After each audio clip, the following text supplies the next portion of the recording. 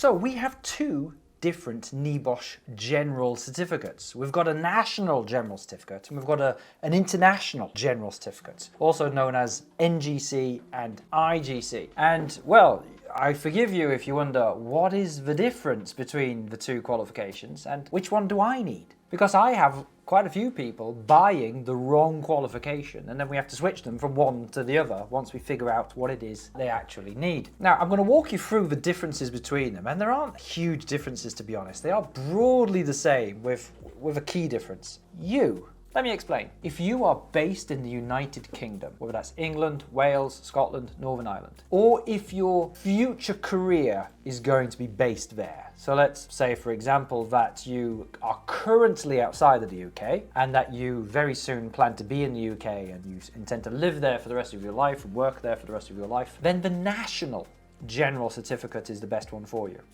NGC, because that is what's going to cover the UK legislation and the UK legal framework and what the standards are in the UK, United Kingdom. So national means United Kingdom. Now, if you are based outside of the United Kingdom, or if you're currently in the United Kingdom, but you work outside of the United Kingdom a lot, maybe you work offshore a lot, maybe you spend a lot of time in the Middle East, or maybe you're just going back or going to emigrate to another country, perhaps the IGC is best for you, the International General Certificate, because that International General Certificate does not go into the UK law, it doesn't cover the UK standards, it covers international legal standards for health and safety. Now, just to complicate things a little bit, it's like, can you work in the UK with the IGC qualification? Well, perhaps. But broadly, I would say the IGC qualification is not well regarded here in the United Kingdom. If you haven't studied the NGC, then you haven't studied the UK law. And to work effectively here in the UK, you do need to understand the UK law and the UK legal framework and the UK standards. So having an IGC in the UK is not great.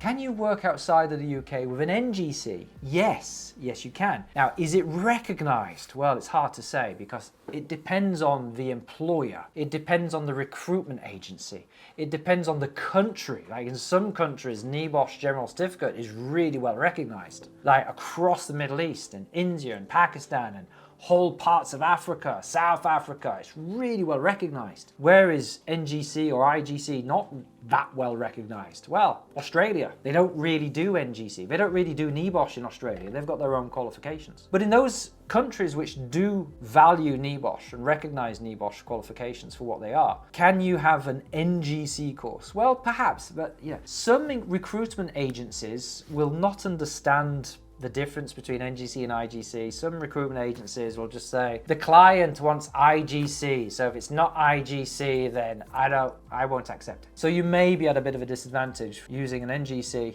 outside of the UK. But that being said, I do know quite a few people who have an NGC and they've got a national diploma working outside the United Kingdom. Their employers recognize their competence and expertise for what they are, and they're not blinded by what is just a letter. Hey, sorry to interrupt the video. I hope you're finding this useful. If you want more information, we've got loads of free information on our YouTube channel. If you go into our channel playlists, you'll find a whole playlist called the 12 Steps to Smashing Your NG1, IG1, NIBOSH exam, and it'll go through the 12-step process that our students follow to get some of the highest pass rates in the NIBOSH e-learning industry. If you would like even more help, then you can head over to our website, compasso.co.uk, click on NIBOSH exam help, and you'll also find study books that you can download for both the national and international general certificates. And without further ado, let's get back into it. Anyway, let's have a look at the actual detail between the two. What I've got here, I've downloaded the qualification guide for both qualifications. So here we've got the national one, and up here I've got the international one.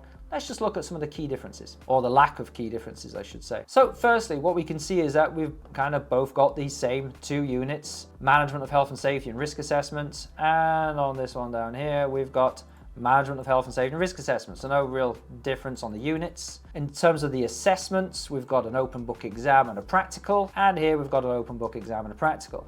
In terms of the study hours, they're nearly the same. For the IGC, it's 50 and 62. NGC, it's 53 and 62. So this has an extra 3 hours of study. In terms of the level of the qualification, well, it depends which framework you're referring to, but generally we say it's a level 3 qualification according to the English framework, and so they're both the same level. There are no formal entry requirements for either of those. Both require a reasonable level of English. Both require that reasonable level of English there. Languages available. Now the IGC, now this depends on your course provider. Some course providers who specialize in delivering this the IGC qualification in their own country, they may be able to arrange assessments in languages other than English. And so we've got English, we've got Arabic, French, Portuguese, European, Russian, Spanish, European, Turkish. Now here at Compassa, we don't do it in any other language except for English. If you want people to do an exam in, say, Arabic, we would need to deliver the course in Arabic, and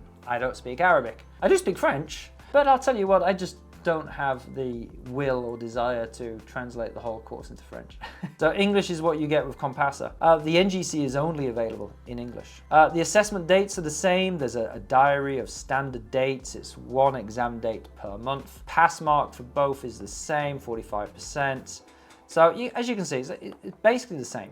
So what's the difference then? The difference is in the syllabus, and particularly in the detail of the syllabus. Let's just scroll down to the syllabus. Now, at first glance, the syllabus kind of looks the same. I mean, it's the same elements. The difference is in the detail between the two. So if I scroll down here, what you'll notice is that we've got references to UK legislation. This is on the NGC course. Health and Safety at Work Act, the Management of Health and Safety at Work regulations. If we go on to the ILO one, you'll see that there is no reference to that at all. It doesn't talk about UK law. No, so what does it talk about then? Well, let's scroll down further and we shall see that here it's talking about the International Labour Organization Conventions and Recommendations, C155 and R164. So the IGC course takes international standards by the International Labour Organization and puts those forward as the legal duties that employers should comply with. But here's the catch. ILO conventions and recommendations are not legally enforceable in any country in the world. You cannot be prosecuted for failing to comply with an international treaty. An employer cannot be prosecuted for not complying with ILO Convention C155. It's not how it works. And NIBOSH don't claim that either. You can only be prosecuted for breaches of your own national legislation. But the problem is that NIBOSH, and no NIBOSH course provider, me included, none of us can or want to teach every single law from every single country in the world. And we can't expect examiners to be familiar with all of the different laws in all of the different countries where you might come from. We don't know the Pakistani legislation, or the Indian legislation, or the Nigerian legislation, or from Qatar, or Abu Dhabi, or Poland, or that. You all have your different legal systems and your different legal requirements. You need to research that and you need to find it out. But the ILO conventions and recommendations do give us a bit of a framework. They give us a good idea of what the duties should be and what the duties are in most cases. Most countries, certainly most reasonably well-developed countries, countries that kind of have a colonial past, used to be part of an empire, for example, whether that's the French Empire or the British Empire, whatever, most countries do have a legal system with a system of laws, and that would include health and safety laws. So while there are differences, of course, the duties under the ILO are not completely alien to the duties that you have in your own country. So that is the biggest difference. There is another difference as well, is that the UK course will go into details around the legal framework a lot more. So it'll talk about acts of parliament, it'll talk about the specific roles of enforcement agencies here in the United Kingdom, and it will talk about some UK specific legislation like the Corporate Manslaughter Act. And also, I hate to say, the Chaos, Disaster and Mayhem regulations of 2015, the CDM regulations, Construction Design and Management regulations. In fact, none of that is in the international course. Again, we do talk about contractors in the international course, and we do talk about the power of enforcement agencies in the international course, but we don't necessarily go into some of the laws and frameworks again. But other than that, broadly the same.